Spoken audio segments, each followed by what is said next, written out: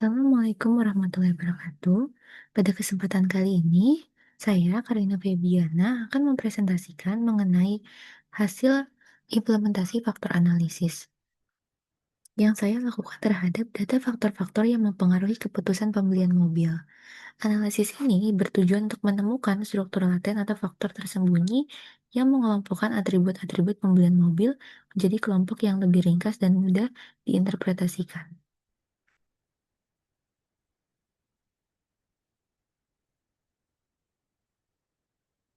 Dataset yang digunakan dalam analisis ini merupakan data survei mengenai pertimbangan konsumen dalam membeli mobil.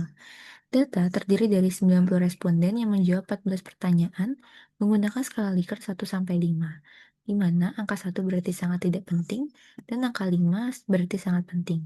Ke-14 variabel tersebut mencakup aspek seperti harga, keselamatan, tampilan eksterior, kenyamanan kabin, teknologi, layanan purna jual, nilai jual kembali, jenis bahan bakar, efisiensi bahan bakar, warna, biaya perawatan, test drive, kelasan produk, dan juga testimoni. Tujuan utama analisis ini adalah mengidentifikasi faktor-faktor laten yang merangkum ke-14 atribut tersebut menggunakan metode faktor analisis dengan bantuan software R.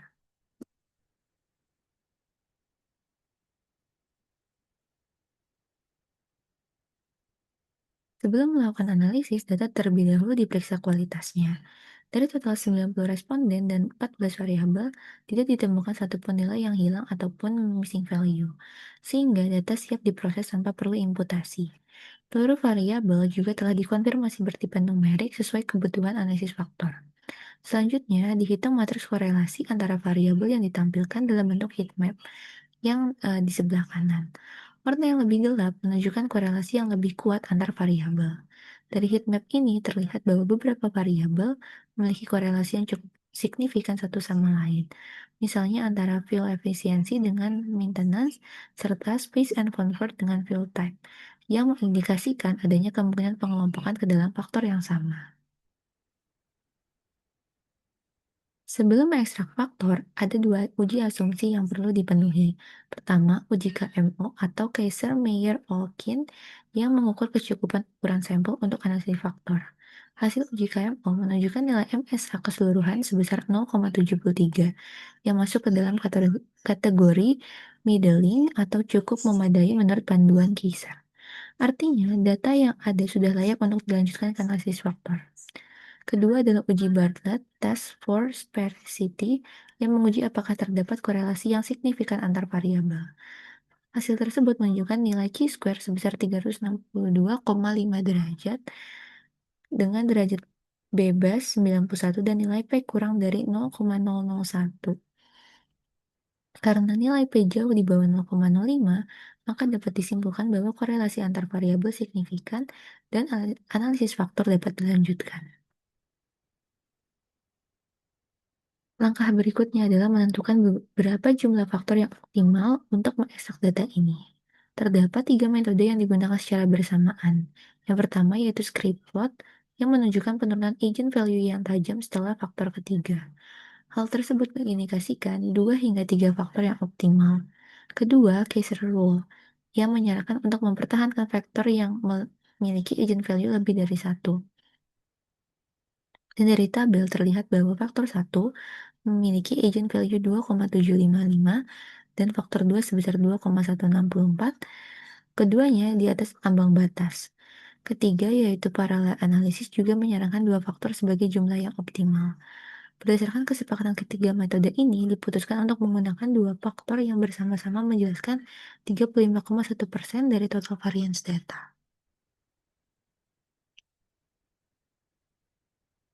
Grafik yang ditampilkan ini menunjukkan nilai faktor loading, yaitu seberapa kuat setiap variabel berelasi dengan masing-masing faktor. Variabel dengan loading di atas 0,3 yang ditunjukkan oleh garis titik hijau dianggap memiliki kontribusi yang signifikan terhadap suatu faktor. Pada faktor 1, variabel yang memiliki loading paling tinggi adalah fuel efisiensi dengan nilai 0,74, diikuti oleh maintenance sebesar 0,66, product review sebesar 0,59, dan after sale service sebesar 0,52. Sementara pada faktor 2, variabel dengan loading tertinggi adalah space and comfort sebesar 0,72, diikuti oleh resale value sebesar 0,56 dan fuel type sebesar 0,52. Pola loading ini menjadi dasar untuk memberi nama dan menginterpretasikan masing-masing faktor. Bplot menampilkan posisi setiap variabel dalam ruang dua faktor skala sekaligus, sehingga kita dapat melihat pola pengelompokan variabel secara visual. Variabel yang terletak berdekatan dengan bplot cenderung mengukur hal yang serupa dan kemungkinan besar masuk ke dalam faktor yang sama. Berdasarkan pola posisi variabel, faktor satu dapat diinterpretasikan sebagai aspek ekonomi dan efisiensi, karena didominasi oleh variabel yang berkaitan dengan pengeluaran jangka panjang seperti full efisiensi, maintenance, product review, dan after sale service. Sementara faktor 2 dapat diinterpretasikan sebagai aspek kenyamanan dan performa, karena mencakup variabel space and convert, fuel type, and resale value yang berkaitan dengan pengalaman berkendara dan nilai produk.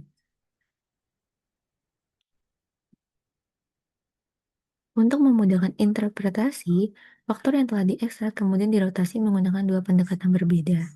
Metode Varimax menggunakan asumsi ortogonal, yaitu faktor-faktor tidak saling berkorelasi satu sama lain.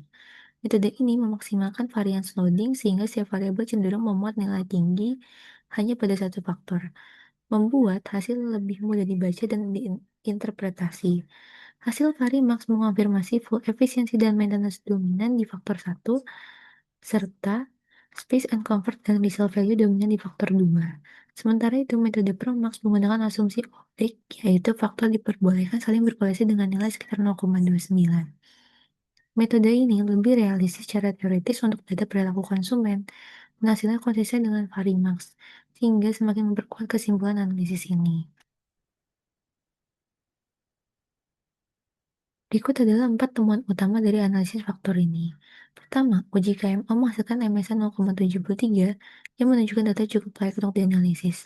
Kedua, uji Bartlett menghasilkan p-value kurang dari 0,001 yang membuktikan korelasi antar variabel memang signifikan. Ketiga, faktor yang dinamai faktor ekonomi dan efisiensi mencakup variabel full efisiensi, maintenance, product review, dan after sales service.